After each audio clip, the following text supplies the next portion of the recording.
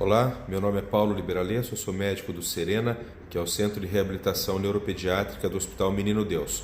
A pedido do Mundo Adaptado, eu vou fazer uma breve explicação, um breve comentário sobre uma situação que é muito comum, na verdade, que é a relação entre a prematuridade e uma forma muito específica de paralisia cerebral, que nós chamamos de paralisia cerebral diplégica.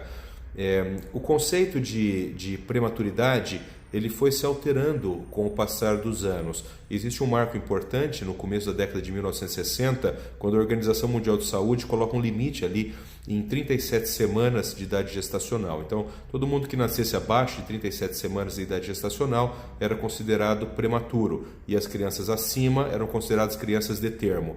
Esse conceito ele foi mudando, ele mudou pouco, na verdade, no final da década de 60, começo da década de 60, esse valor ele mudou para 38 semanas. Então nós consideramos, a grosso modo, crianças nascidas abaixo de 38 semanas de idade gestacional como prematuras e crianças nascidas acima de 38 semanas de idade gestacional como aquelas nascidas a termo. Nós precisamos entender que o cérebro humano, na vida fetal, na vida gestacional, ele não se desenvolve totalmente ao mesmo tempo. Então, pedaços, partes diferentes do cérebro humano se desenvolvem em momentos diferentes da gestação, de modo que quando nasce um bebê antes do tempo, então antes de 37, 38 semanas de idade gestacional, algumas partes do cérebro ainda não estão totalmente completas, totalmente amadurecidas. E uma dessas partes que não está totalmente amadurecida é uma região que nós chamamos de área periventricular. O que é essa área periventricular? O cérebro humano ele tem uma série de cavidades dentro, uma série de buracos dentro. Esses buracos eles têm várias funções, mas eles são repletos por um líquido que nós chamamos de líquor. Existem dois grandes buracos que a gente precisa saber para a gente entender essa lesão do prematuro, que são os ventrículos laterais. Então, do lado direito, a gente tem o ventrículo lateral direito, do lado esquerdo, nós temos o ventrículo lateral esquerdo. São buracos que atravessam o cérebro inteiro nesse sentido, aqui e aqui.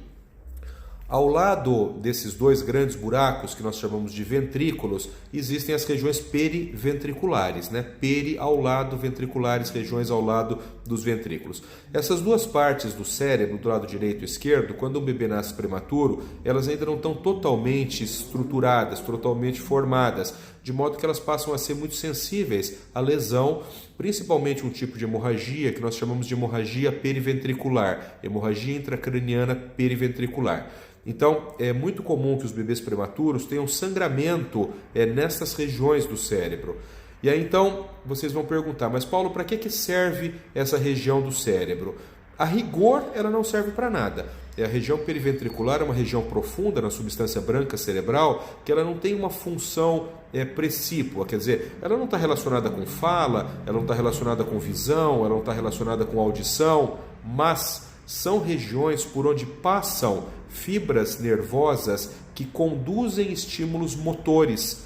Então, quando nós vamos executar um movimento, uma porção aqui da frente do cérebro pensa no movimento que tem que ser executado, mas essa informação que o seu cérebro pensou, ela tem que atravessar o seu cérebro inteiro, descer aqui pela coluna, pela medula e vir para o braço, por exemplo, e aí você move o braço, ou ela tem que atravessar o cérebro inteiro, descer pela medula e ir para a perna, e aí então você mexe a perna. O problema é que quando essas fibras nervosas estão atravessando o cérebro, passam por essas regiões muito próximas dos ventrículos que nós chamamos de regiões periventriculares. Portanto, uma lesão nessas regiões provoca alteração dos estímulos motores descendentes. Normalmente a área que é mais afetada é a área das fibras motoras que descem fazendo a inervação da raiz da coxa, e isso provoca um tipo muito específico de paralisia cerebral que nós chamamos de paralisia cerebral diplégica. Então a paralisia cerebral diplégica é uma paralisia cerebral que altera a parte inferior do corpo, os membros inferiores. É por isso que há uma relação enorme entre prematuridade e paralisia cerebral diplégica.